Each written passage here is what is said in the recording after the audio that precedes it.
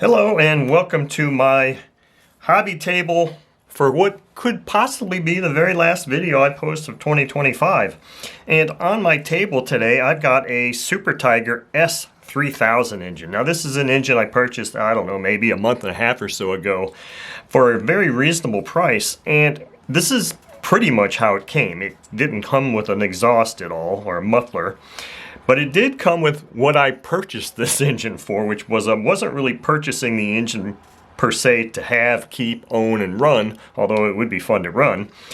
It actually came with, I can't remember now, the carb that goes on the OS BX1 engine. I don't know if that's a 7L carb, 7D, I don't know, remember which one, but I had been looking for that carb because my BX1 engine that I bought or traded for a few months ago didn't come with a carb, so I had been looking for one, and those carbs go for really good money. I mean, I've seen them listed anywhere between $80 and $100, and this was well under that.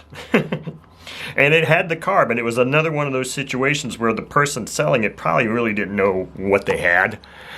So these engines in and of themselves are not really super expensive. I mean, people ask stupid prices for them for some reason, but you also see plenty that are very reasonably priced. So the beautiful thing about this is I bought it for that carb, and I'm going to make a Boca bearing video on it to replace the bearings on it for a friend that's purchasing this engine, and he doesn't care that it doesn't have a carb because he's got plenty of them.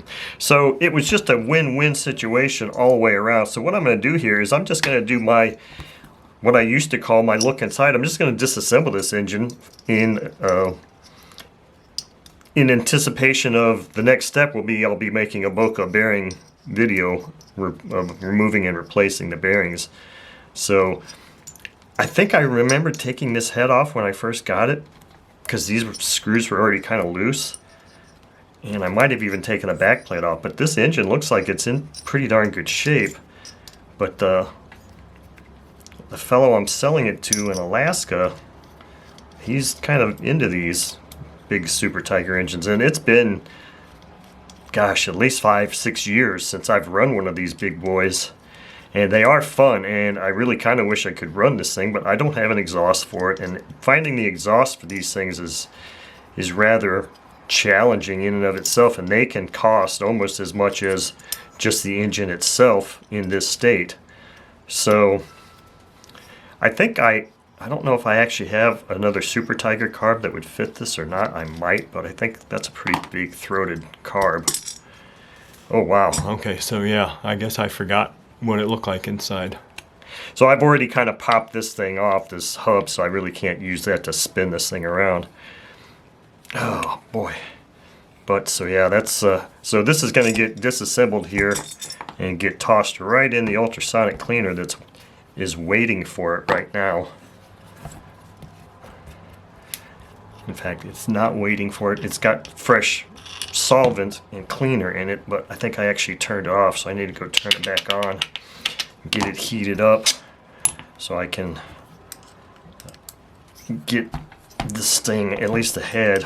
I really can't do any cleaning of it until I actually make the Boca video, because that's part of those videos. But we'll see how this thing comes apart here. Hopefully there won't be any surprises.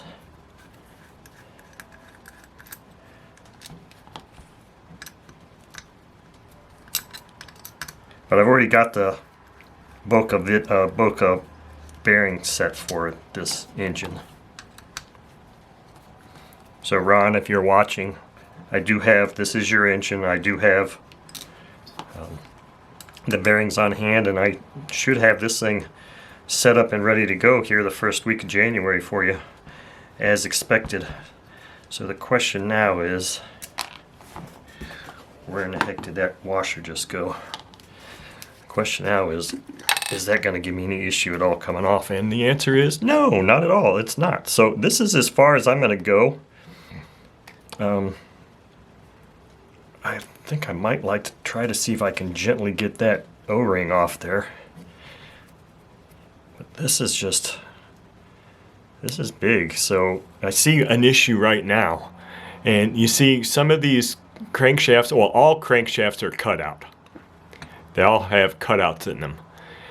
for weight purposes. However, this one has a full web, which means that in the event that this doesn't want to, the bearing doesn't want to come, or that the bearing comes off with the crankshaft, then it's going to be kind of interesting about how I go about trying to get that bearing off, because I'm going to have to try to get a screwdriver and tap it in there and kind of do a little bit of wiggling thing around so that I can get enough of a lip to drive that bearing off.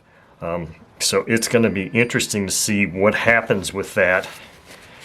So right now I'm really not not super excited about making this Boca video, because I don't like to encounter things like that when I'm trying to make those videos.